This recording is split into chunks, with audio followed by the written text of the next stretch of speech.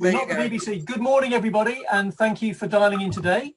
And my name's Symon Vegro, and I'm delighted to welcome everybody coming onto today's Zoom, and also to say hello to the very large number of people who watch later on our website or on Facebook. The Active in Redbourn team all hope you enjoy it. A very quick housekeeping message that I need to read out every week. People joining are automatically muted with their video turned off. If you want to preserve your anonymity, and I'm learning to say that now after all these months, still further, you can change your name in Zoom if you really want to. You can use the chat function to send messages. We don't get many chat messages. I get very excited when they come in. So if anybody wants to sort of add to the excitement of the day, just send a chat message and we'll read it out, and you'll go even more global. This is, as I said, this is now being live streamed in various platforms, and later on will be on the Active in Redbourn website. And if I've forgotten anything, I always like to ask our wonderful producer and IT director if I'm good to continue. Am I good to continue? Wonderful. You're fine to continue. It's actually live streamed on Active in Redbourn at the moment, and then it goes on to Redbourners later. This is that's so only a exciting, minor Olive. detail. I can't even compute how exciting that is, Olive. Thank you very much. Right. In that case, we would like to start with an update on the health world, if I can loosely call it that. Good morning, the wonderful Sarah. Good morning, Simon. Good morning, everyone. Lovely to be here again on this gorgeous day. Now, first of all, I have to ask you, how's Harpenden? It is a glorious day. It is wall to wall, blue sky, green, luscious trees I'm surrounded with. Funnily enough, they're Elms trees, would you believe, being called the Elms Medical Practice. Oh, wow. I thought you were going to say green, luscious sky, and I thought that would be an interesting difference between Redbourn and Harpenden. No, it's all looking great out there. Although I believe we're getting a bit of rain tomorrow, but that'll save me watering, so I'm happy with that. I didn't even know I had it, but I had a weather alert. I didn't even know I had this app on my phone, but I had a weather alert saying apparently there's a hurricane on its way, Hurricane Bill or something. Oh, wow. I don't know if anyone else knows anything about this. I know nothing about it, but apparently Hurricane Bill is on its way, and we're going to get terrible thunderstorms and everything tonight. So there we go. Let's enjoy it while we can. Yes, enjoy it while you can today. So, Sarah, have you got an update for us? Yeah, a few bits and pieces for you today. So we've now vaccinated over 31,000 patients, COVID vaccines. We've had another booked walk-in clinic on Saturday, and we did about 550 then, so that was a good one. We're hoping to get some extra Pfizer vaccines this week, and if we do, then we're going to be running first dose Pfizers for over 23-year-olds this Friday, and that'll be through the National Booking Service. And then again, it's only if we get them, but if we get these Pfizers, we'll then be doing over 18s first Pfizers this Saturday. So we will be individually inviting the Saturday people, but for those over 18s, you're about to be done very, very soon.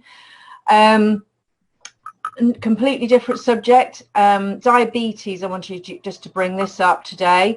You may be aware that the incidence of type 2 diabetes is now escalating to quite an alarming rate, with approximately 200,000 new diagnoses each year in the UK. Now, as just looking on from that, we're about to restart our diabetic specialist nurse and GP virtual clinics. That particular clinic is for those who are struggling with diabetes or poorly controlled diabetes. So we offer lifestyle advice, support, guidance. And in the past, we've shown some amazing results. So invitations will be going out soon. Another subject I wanted just to touch on health-wise, I would say around about 65%, if not more, of our appointments at the moment that seeing GPs are related to stress-induced illnesses. And I'm sure you already know that stress has a great effect on our physical health and well-being, and linked to not only your anxiety and depression, but also to things like high blood pressure, chronic pain, even asthma, headaches, gastro problems, skin problems, you name it. So what we often do, and probably more so, I reckon, during the various pandemic lockdowns, and I'm one of those, is you turn to your various vices, such as, overeating, alcohol, we sitting around doing not much. And of course, they all have detrimental effects. So the idea, how do we pick ourselves up? And, well, the obvious thing is exercise, because that is the most natural stress reliever there is. I mean, quite literally lifts your very soul and clears your foggy mind. So a quick short walk, fantastic, makes all the difference. I don't know whether you're aware, Hertfordshire Health Walks are available. Yes. Fantastic, really great place to meet people, and, you know, just to get out there and do something. The booking line I know is 01992 555 888. I think they're open Monday to Friday, but you can pre-book your thing, your walk. Also, to reduce stress, get some sleep, wind down, you know, have a lovely, I mean, I'm all over lavender oil, scented baths, meditations, calming music, wherever it takes. I'm in fact working on at the moment at home, trying to do a meditation relaxation free little guide to put on our website. So I'm working on that at the moment. And but you can always ring the sleep service. I don't know whether anybody knows that. It's a local free NHS approved service, and that's 0333 800 9404. And then if problems do get overwhelming, write them down. Focus on one at a time, and remember the stuff that you have achieved, and share those problems. And where else better to feel cheered and supported than the Redbourn Newsbite?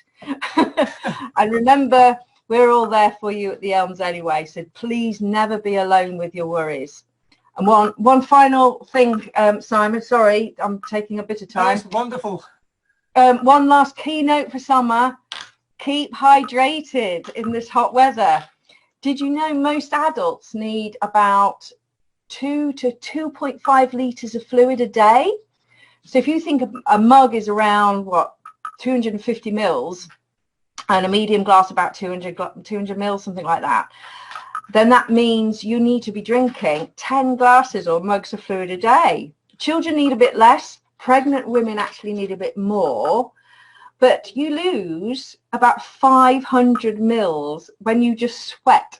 Never mind. And you lose water even from breathing. And as we get older, we don't store water either, as well as we do when we're younger. So it's keeping those water levels up. So stay hydrated. It'll stop infections, headaches, dizziness, constipation, confusion, and it just will be amazing for your health. So try and keep a bottle like this or something with you throughout the day. Even put some juice in it to liven it up, but keep sipping a little bit throughout the day. And remember just to keep a check on our Facebook, Twitter and Instagram. You can be found on our website. And once again, guys, thank you so much for all your support and kindness. And I wish you all good health on this lovely sunny day. What a wonderful update, Sarah. Thank you. I've got two very quick questions for you, if I may. When you talk about lots of fluid, how does beer rank in that? Well, with your sort of health hat on. Sadly, yes, you can do your beers, but you've probably got to drink twice as much water in between the beer. Okay, so whatever you're putting in that way, you've got to put it back in, because unfortunately, alcohol actually dehydrates you, even though fantastically that you feel refreshed from it, and you do, but unfortunately you still have to go back to the old water when you can. Okay, thank you. And my second question is, and Will in particular will empathise with me on this. We've talked before about the benefits of playing Dark Side of the Moon by Pink Floyd to reduce stress and so on. Does that come into your sort of thinking at all? 100%. Well, absolutely. Love it. I have got it permanently on here, and I'm afraid there are many lavender baths that I have with Dark Side of the Moon playing in the background, and believe me, that is an honest truth. Well, there you go, everybody. You heard it from a health expert. Sarah, thank you so much for your update. It's a pleasure. Have a wonderful day. Redbourn says goodbye to Harpenden. You're obviously welcome to stay on the call if you want to, but in other ways. I've got another meeting, sadly, but not as much fun as this one. Right, thanks very much, Sarah. We'll see you soon. Thank you. Bye. Bye. Thank you. Wow. We've heard it from a health expert, Dark Side of the Moon. There we go. Young Chris, you've got other commitments this morning, so we wanted to get you on next. How are you today? I'm very well. I'm hydrating as requested, and I'm thinking on Dark Side of the Moon, wasn't there a song called Shine On Sarah or something like that, wasn't it? Well, there's Shine On You Crazy Diamond on Wish You Were Here, which of course the follow-up album. But I mean, I it's the could talk follow-up album, you see, quite I'm some not- time on this topic, probably boring Anyway, everybody rigid. I think one of the things I'd like to pick up on is what Sarah was saying about health and doing healthy things. I mean, of course, that's the whole reason why Active in Redbourn was set up in the first place. Yes, And absolutely. if anybody wants to have any top tips on what to do, walking, running, cycling, it's all on the Active in Redbourn website, and it's worth looking. I think there's about 25 different things you can do, and there's a natural link into local organisations that makes it easy. And I know that the Harpenden Health Walks and the Friendly Walks are in there. So that's just to emphasise and amplify what Sarah just said. Good stuff. Thanks, Chris. So, Chris, excuse me, you've got an update for us on the Fun Day. Yeah. Over to you, my good friend. Okay. Well, no surprise, following Monday's announcement, the very basis of the reason that the Fun Day was set up, which was to celebrate the end of lockdown, was effectively had its idea taken off at the knees. So we looked at it and felt that it couldn't be a fun day if we couldn't behave in a fun way. And so therefore we had to actually say we needed to postpone it. And I've got to tell you that I went from gobsmacked to gutted in hours. We had a wonderful day planned. And I think the thing for me, there are over 30 different organisations were participating, sporting, even the museum, the parish council, churches, the schools, the village hall. I mean, the list goes on, and even a couple of local farmers mucked in with things.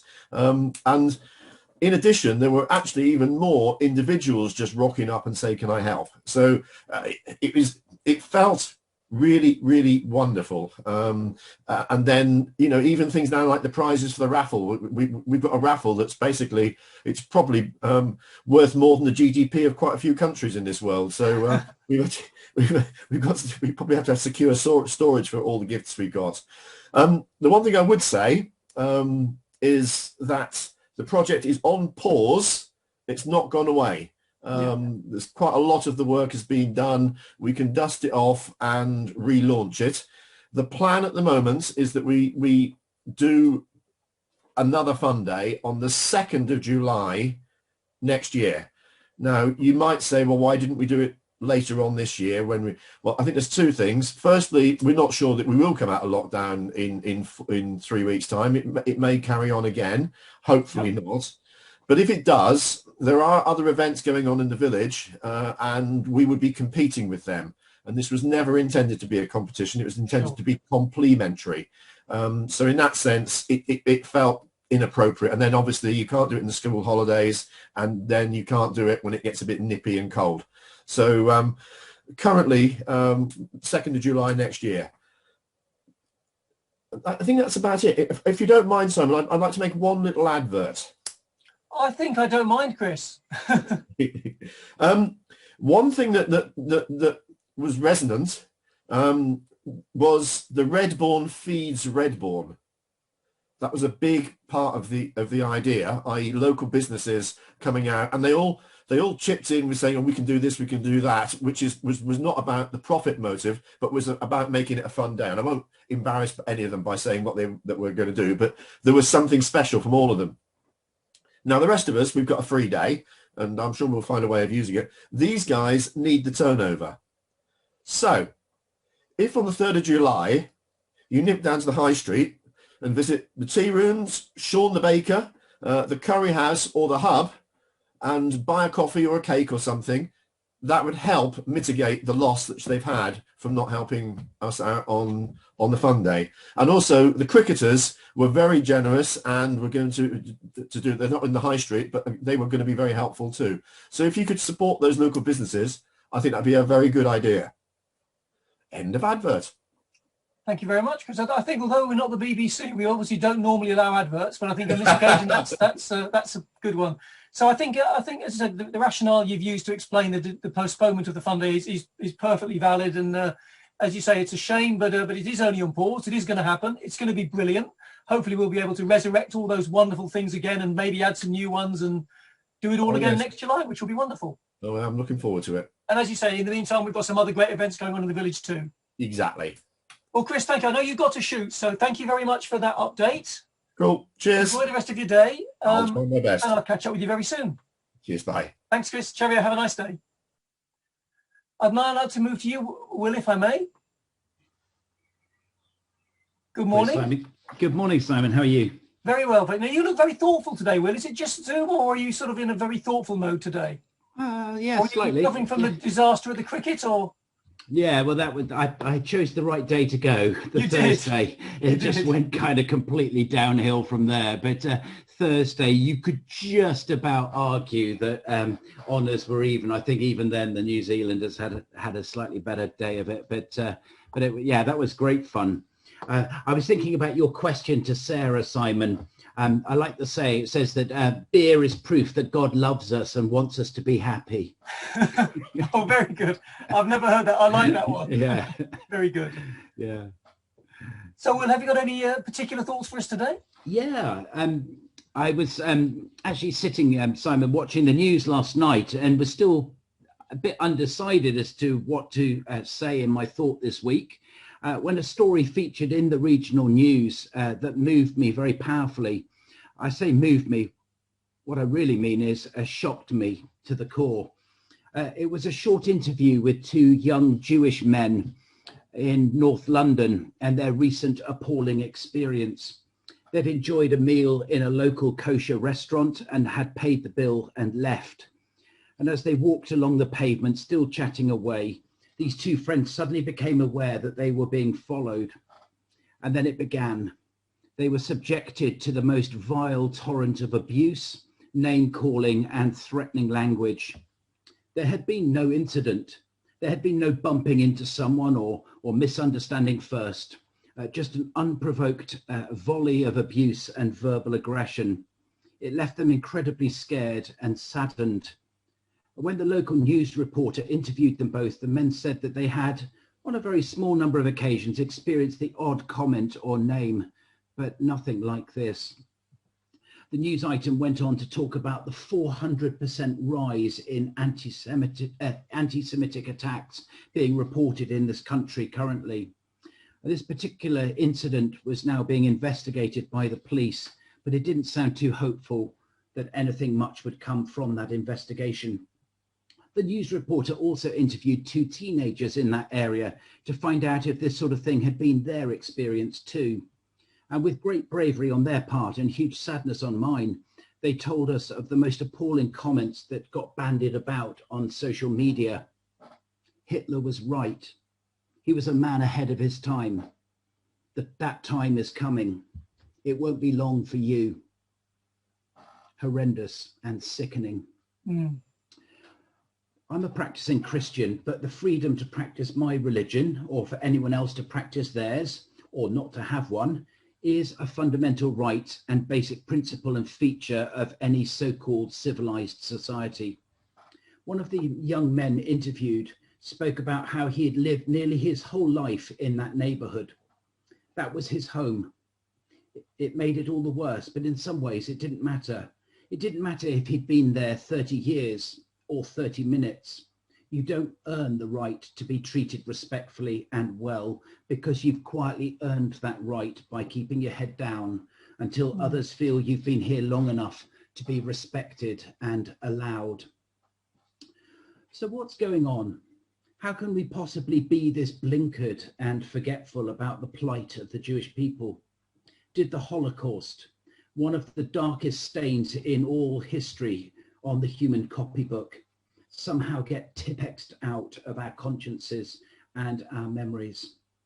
Well, it seems that the current struggles between Israel and Palestine have spilled over in this country, and incidents and reporting of anti-Semitism and anti-Muslim abuse, for that matter, are on the rise in a big way. It is deeply worrying. Mm. We may say that this is a product of deep frustrations about what we've been through in the last 14, 15 months. There is a lot of pent-up aggression and frustration, and this country does feel like a bit of a powder keg. I just hope that there's nothing that comes out of the Euros football tournament when England fail to live up to their billing in a major tournament once again.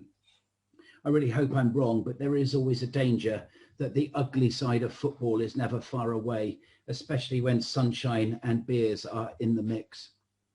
But I think the question of verbal and at times physical attacks on Jews is about far more than just frustrations, angst and uncertainty caused or exacerbated by COVID.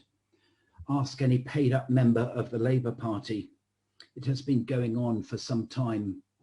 And part of this is about the clumsy use of language, where those who have opposed Israel's stance and policies to protect their territories have failed to make sufficient distinction between what is anti-Israeli and what is anti-Jewish. We might question the aggression and the tactics and give support to displaced Palestinians, but the Jewish faith is a faith of peace, rooted in that region and in the holy city of Jerusalem, especially. And that needs careful consideration too. It is a situation where the far right and the liberal left find themselves as unlikely allies, and that is potentially a volatile and dangerous mix. I don't know what the answer is. I'm not sure anybody does. Here we are 104 years after the highly controversial Balfour Agreement and 73 years after the modern state of Israel was declared. And quite frankly, we're in a bigger mess than ever, in no small part to disastrous foreign policy and British interference. One can only hope that the swearing in of Naftali Bennett as Prime Minister recently and the coalition and power sharing agreements that have brought about this change might be the catalyst for greater dialogue and negotiation also.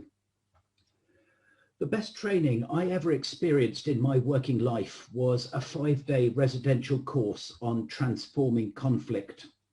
I wasn't sent on this course because there was a particular problem I was facing, but because there was a space available and it was a very highly respected outfit delivering the course. It was based on the Mennonite traditions of tolerance and dialogue. They say that whenever there is a conflict and disagreement, several things need to happen if this is to be navigated well.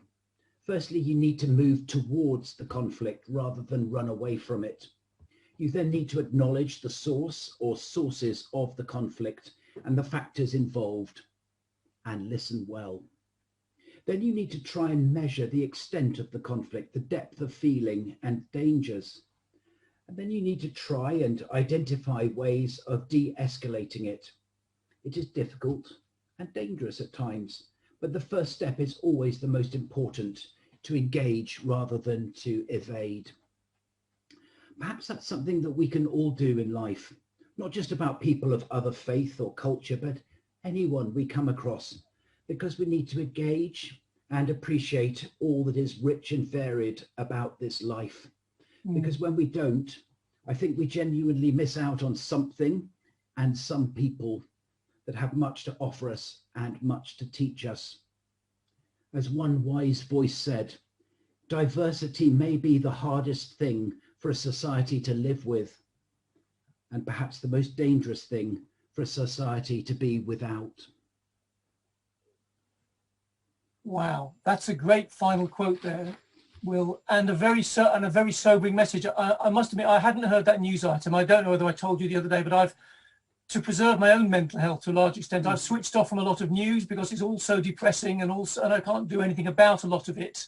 So I'm not up to date on a lot of the news that's going on. One thing that I was struck with when I was talking to you was something that happened to me years ago in my working life when I worked for O2. I had the pleasure and the privilege one day of sitting in a sort of a management training course, which sounds a bit boring, but it was a good section. And I can't remember the name of the guy, but it was the guy that brokered the Northern Ireland peace deal, or one of the key players. He was an American guy. I can't think of his name right now. But anyway, I mean, another terrible, long-standing, hideous conflict with tragedy on both sides over many, many, many centuries. And he gave this talk for about an hour about what he'd learned, how he got Paisley and Sinn Féin in the same room and talking and all the rest of it. And to cut a long story short, he was coming out with brilliant ideas and suggestions all the way through. And I couldn't possibly keep up. I couldn't possibly make enough notes and so on. So right at the end, he said, "Are there any questions?" And someone said, if there was just one thing I can take away from this session, if there's one thing I can remember, what would that be? And he said, treat other people like you'd like to be treated yourself. Yeah. It's as simple as that. The golden rule, I think it's called, but obviously one of the 10 commandments as well. Not quite much more eloquently phrased than that, but that's it. If we could only treat everybody else like we'd like to be treated, what a wonderful world we'd be. Sadly, we're not there. No, it's a lot of work still in progress. Yeah. Okay, well, yeah, I guess we have to leave it there. I'll mull that one over. Thank you so much for that thought. Not at all. And we'll catch up with you again soon. No problem. Thanks, Will. Simon. Thanks. Thank you very much. Okay, change of pace now. Caroline, good morning to you. Morning.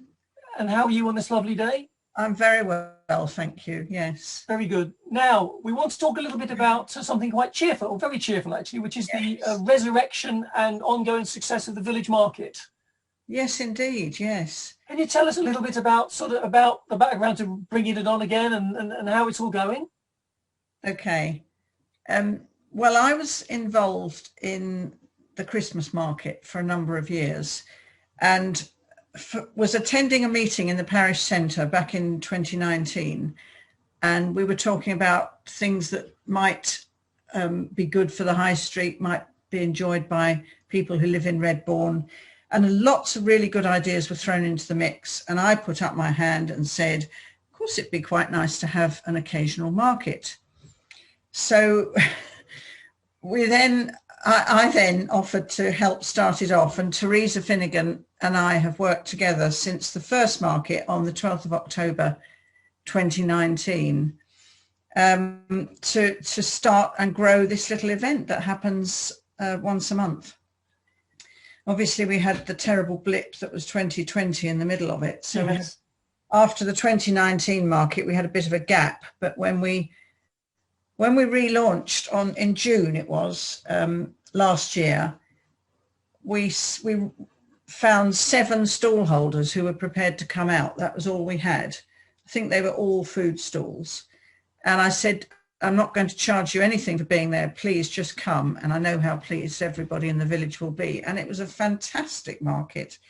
And we've just gone on from there, really. So we are now well into a pattern of holding a market on the second Saturday of every month from 10 till 2. I say every month. We did cheat a bit during the early months of the year and said, it's going to be too cold. So we started again in April and we're running through to November.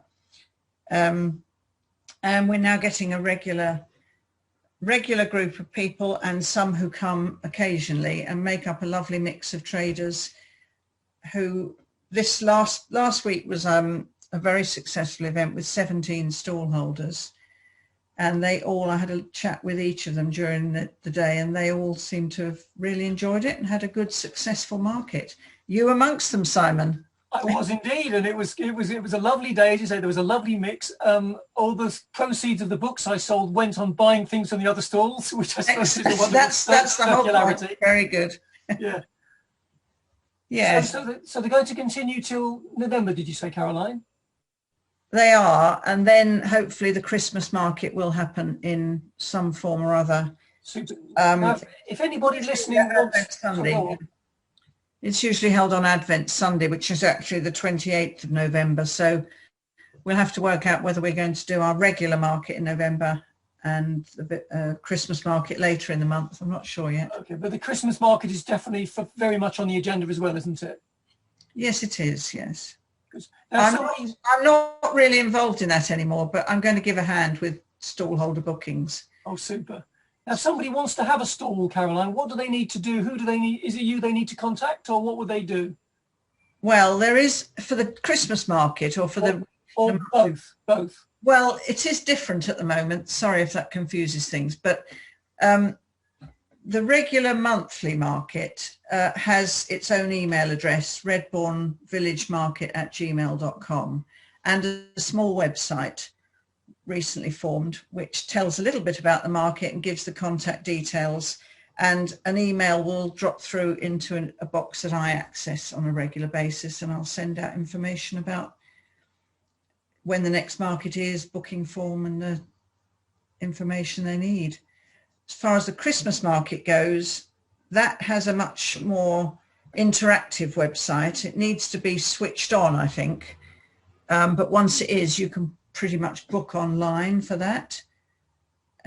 So I'm looking into that with Alex, who's the chair of the Christmas Market Committee, to hopefully get that up and running in the next couple of weeks, so that I know there are a lot of people out there who've already expressed an interest in getting out for the Christmas market. And I think it will be a similar affair, but with probably no indoor stalls, so not in the village hall as we have in the past, but the street market will happen, and in the gardens. Lovely. It'll be similar, and there'll be hopefully the usual mix of entertainment. Super. And food. Well, Carolyn, I'm sure that, well, I know the whole village is absolutely delighted these are taking place. As you say, they are wonderful little events with different things you can buy, and it adds a bit of a buzz and a lovely positive vibe to the village on a Saturday morning, doesn't it? So well done for your efforts, and long may they continue. Yeah, I really enjoy being involved with it. So, and it's lovely to see everybody there. Good stuff, Carolyn. Well, thank you very much. It's lovely to hear from you. Thank you for coming on at very short notice as well. We look forward to catching up with you again sometime. Have you got any last minute message, or? Can I just say one thing? We do from time to time, we're happy to offer a free stall to a village charitable organisation. So last year the Scouts had a couple of stalls, very successfully sold bucket loads of cakes and made money for their funds. And this week just gone, we had Redbourn Library there. Yes. And they were able to sell books in very good condition to enable them to buy bits and pieces for the library once it gets back up in full swing. And I presume, Caroline, people would use the email address you just gave them to get in touch with you about Just get in touch and let me know, yeah. Super. Thank you. Caroline, thank you so much. Keep up the good work. Thank you. It's lovely to catch up with you. Keep telling everybody about it, yes. We will. Thank you very much. Have a lovely day, Caroline. Thank you. Thanks. Bye. Bye-bye. Right. Ross, good morning. Thank you so much for your patience. You've been sitting there quietly for about 45 minutes. Good morning to you. Good morning. How are you doing? Now, you have, as I said before we started, possibly the most wonderful email signature I've seen in a long time. Thank you. And it includes the term a dendrochronologist. Yes. So I'm kind of thinking Indiana Jones. Not quite as glamorous, I'm afraid. So can you tell us what it is, first of all, that you do to earn such a wonderful email signature? So dendrochronology is tree ring dating, and to put it in a bit more simple language. So dendro is from the Greek dendron, and chronology from the chronos, meaning time. So it's basically tree time. So dendrochronology and dendrochronologists, what we do is we go into historic buildings and we take core samples from their timbers, so floor timbers and roof timbers and so on and so forth. We take them back home, we do some analysis on them, and then we can provide a date for that timber. And if we're fortunate to have what we call bark edge, the layer just underneath the bark, we can actually give you a season and a year that timber was felled. Wow. So it can date things really, really precisely. If we don't have that, we can give you a date range of between 9 and 41 years if we've had any sapwood at all yet. So I find that extraordinary. How can you be so to the lay people on the call, as it were, in this subject anyway, Ross? How can you be so accurate? So what we've done really is we had to build a reference chronology. So to build a reference chronology, you have to start in the modern day with a modern tree. And you don't just use one, you obviously take huge numbers at each step of this of the development. But you start in the modern day and you basically work your way backwards, overlapping your tree ring sequences as you go. Okay. And eventually you can go back, we've gone back about 12,000 years in this country, but we've got a really strong type chronology for the period from about the Anglo-Saxons, the late Anglo-Saxon period onwards. To today, really. So wow, extraordinary. It works, yeah, and it works, which is great. So incredible. So the particular reason we wanted you on today is, of course, because you've been helping the village in terms of advising on the wonderful asset we have called the bull in the High Street. Yes. Can you tell us a little bit about what you've been doing there and how that's all looking? Okay, so yeah, I became involved with the bull back in 2018 to help Co-op, who sort of commissioned me to help them. Get this through the planning phase and into the development phase, and as part of that I've been undertaking quite a lot of recording and investigation work with the building. So my role really has been to go in to pick apart the history of the building and understand it from the standing fabric that we have there. So it is archaeology, it's just above ground, and so there's still a sequence we can understand in exactly the same way. And to date so far, so when we started there, the building was thought to be 16th century. So you're looking at the 1500s, and particularly late 16th century. The earliest dates that were given for the building previous was about 1580, 1585, that kind of period. So it's thought to date from then. But with the sort of investigation work that I've been doing, I had a little bit of an inkling that it might be a bit older from the outset, just by looking at the photos externally. There's certain things you can tell with the building, but then getting in there, the first thing I want to do is go straight up to the loft space, because it's always the roof space that hides the true identity of a building, and this one really did as well. It was I got up there and you had a lovely oak framed roof, and it was completely black, which was a really good indicator that it was something a lot earlier, or at least earlier than the 1580s dates we had previously. And it was black because it was originally an open hall house. So there were no floors in the house. It was open from ground floor to ceiling, or to roof height, sorry. And you had an open fire in the middle of that hall. And so that, over successive generations, blackens the timbers in the roof space. And so that's what we had there. So the first thing was, we've got something that's medieval. The next thing is to try and date it. And the form of the roof, and actually it has a really special item in the roof as well, which I'll come on to in a second. Yeah. Kind of gives us a date of around 1400. 1400, wow, okay. And what was most exciting for me, particularly as a buildings archaeologist, is it has a structure in there called a smoke louver. And a smoke louver in these early buildings is what I can only describe as like a proto chimney. What it does is it raised part of the ridge of the roof just to allow a bit of smoke to escape, so it wasn't so smoke filled inside. So otherwise normally it just permeates through the thatch, and the smoke louver is a sort of it signifies a bit of status. And this one had a whole truss for it, which is a large piece of framing. So it's quite a spectacular sight when you would have walked into this during the medieval period. And the reason why it's quite exciting, you don't often find these in buildings. And I've got a colleague who's in his 70s who's been doing this his whole career, and he's found two. Nice. I've been very lucky so far in my career to have found two as well. And this was one of them. This was the first one. And it's quite a significant structure. It compares actually quite nicely to Redbourn, the house at, just outside of Redbourn, in between Redbourn and St Albans. Yeah. And it provides that nice early date. So it might be something related back to the priory that was in Redbourn at the time. And it's a real building of high status. And then from there, we've gone on and we've got, in the 16th century, they put some whacking great big chimneys in, which we can see from the outside today. They put the floors in, and there's been successive layers of development then from the 16th century, the 17th century, they add rear wings, and there's all this information tied up really beautifully in the remains of the pub and the inn. And the reason why it's still there is because they never wanted to cease trading. They just kept it open and just kept piling things on and on top of. And amazingly, they even managed to remove the whole of the first and ground floor walls and replace them pretty much all in brick without ever moving the roof. And so it's quite spectacular when you think about it. Wow. It must have used sky hooks. So I guess, Ross, with all that wonderful infrastructure inside, if I can call it that, that must have meant, and I'm not a planner, but it must have meant some quite serious obstacles in the planning phase, if you like, from the co-op's point of view. Yeah, so this is one of the things that I had to help sort of provide information and documentation to planning to help co-op with their plans to turn it into a store. And what it ends up being is you need to give and take a little bit sometimes with these things. So to retain all of the early and significant core of the building, the only thing we've really done is the concession was there's a late 19th century fireplace, ground floor fireplace.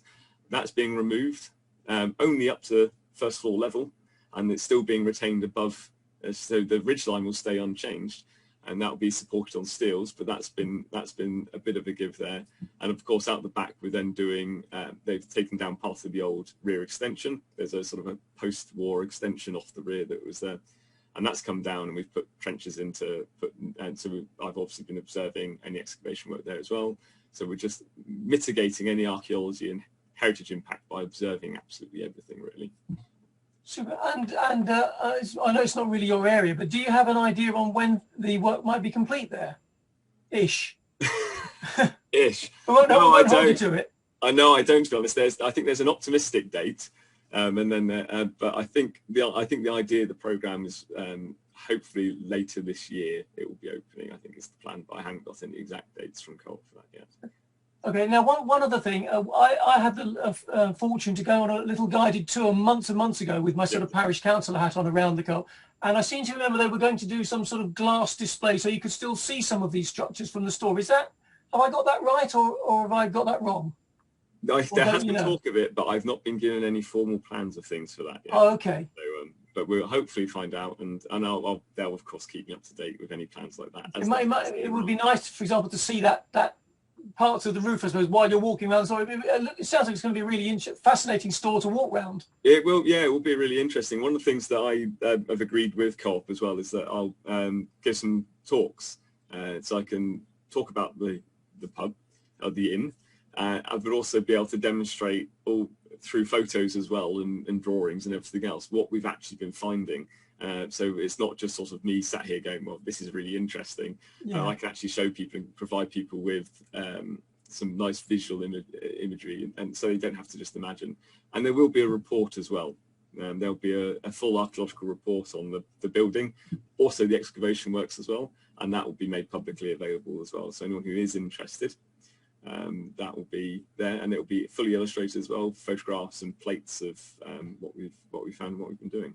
I wonder, and that will all be through the Co-op, will it, Ross? The talks and everything. Yes. So they're quite happy for me to arrange these and talk. I've already spoken to Ivan about doing things with the U3A and Super. Heritage. There's a historic society as well that are interested, and then there's the Hertfordshire Archaeological and Historical Society, which I've sort of cautiously mentioned so far that I'd be happy to talk to them about this as well. So I think we have quite a good public output from this anyway, because it's an exciting building. It is an exciting survival. Yes, it's fantastic. And I didn't realise it was so old. That's really lovely. So yeah, no, it is.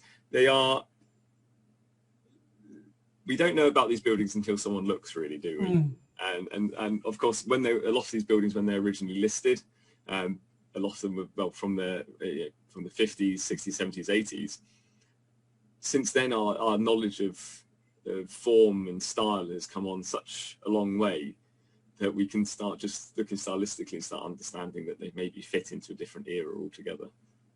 And so that's been a great upshot from this work. Well, Ross, you said you weren't a sort of the kind of Indiana Jones kind of archaeologist, but I'm sure this sounds equally exciting and probably more beneficial to the village. Hopefully so. Well, thank you very much for joining us. Is there anything you'd like to say to wrap up, or are you pretty much done?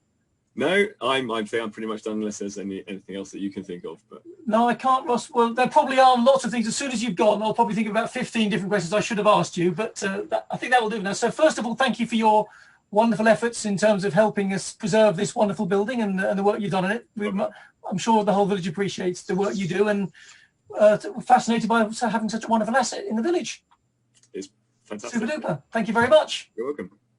Okay, thank you. Well, we're almost at the end of today's call. I'm now going to go back to our IT director and producer.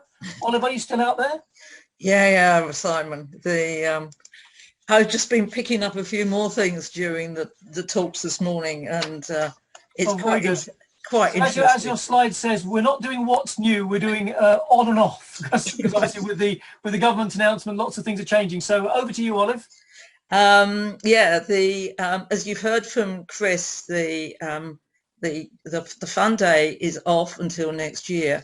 But what I would like to say, that I think you missed out, when we've been phoning around people who are going to contribute to it, the huge amount of support we've got from people and saying, yes, it's the right decision, and we definitely want to be booked in for next year, please. And so that's been really rewarding. And also we've got Hymns and Pims is not going ahead on the 24th of June. And then I put in another item which was quite interesting. In line with phoning up people to say that we weren't going to be doing this, the Scouts were going to contribute to the day. And he said, "Oh, I'm really sorry, because I want to find a few more Scout people to join us into making a positive impact on the next generation and the wider community." So I said to him, "Well, what are you looking for?" He says, "I just want enthusiastic volunteers to inspire our thriving group of young people, leading adventures and teaching skills for life. When you join us to directly support young people or behind the scenes as a volunteer treasurer, fundraiser, or even gardener, we'll match you with a role that suits you, your skills and availability. No 2 weeks are the same, and you'll be having a positive impact on the next generation and the wider community in the supportive team of like-minded individuals. So please contact info@redbournscoutgroup.org." And that was from the lovely David Mills. So that was his little contribution this morning. Now, the next thing I'd like to just mention is COVID regulations permitting. Here's the things that seem to be going ahead. So I'm just putting a little flag there. July the 22nd, 23rd and 24th, we've got the amazing Redbourn players doing lockdown in Little Grimley. And they've managed to get themselves organised to have slightly less people in the audience, and so they can be COVID secure. Bank holiday Monday, 11 till 4, that's August the 30th. The Blue Tangerine Federation, aka St Luke's School is what most people know it as, have a charity fun day. Next we have September the 4th, Classics on the Common, which goes from noon till 5 p.m. So we've got quite a lot coming up. And then we've got the airfair on September the 18th, which bringing together to promote many of our local sport, leisure and well-being activities. And of course, the trees are producing conkers. So early in October, we are hoping, weather permitting and conkers permitting, we will have another conkathon.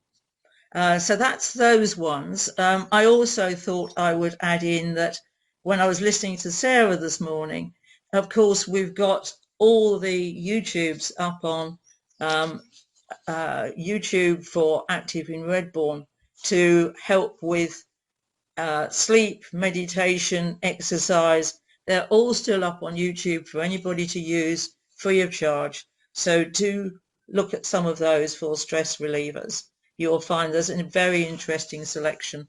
And of course, we did a whole day on improving sleep back in March sometime, and all of those are up on YouTube. So all you have to do is go to youtube.com and then put in the box Active in Redbourn, and you will find all the recordings that we did. And I just have to mention one more thing about following on from Will's comment is my school motto was do unto others as you would have them do unto you. So I thought I would just finish on that. A very good motto, Olive. Yeah. Long time ago. Not that long, I'm sure, but I've forgotten about it. If only, if only everybody did that.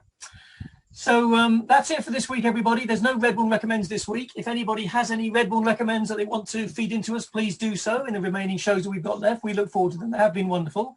Thank you to all our speakers and guests. As always, thank you particularly to Ross, who's come in all the way from West Wales to talk to us today. So thank you, Ross, for that. Wonderful work you're doing for us. Stay safe, everybody. Enjoy the weather while it lasts. There may be thunderstorms coming, but whatever it is, enjoy yourselves. Stay safe. And we very much look forward to seeing you all next Wednesday, 11 o'clock at the same time. Have fun until then. Goodbye, everybody. Thanks, Simon. Bye.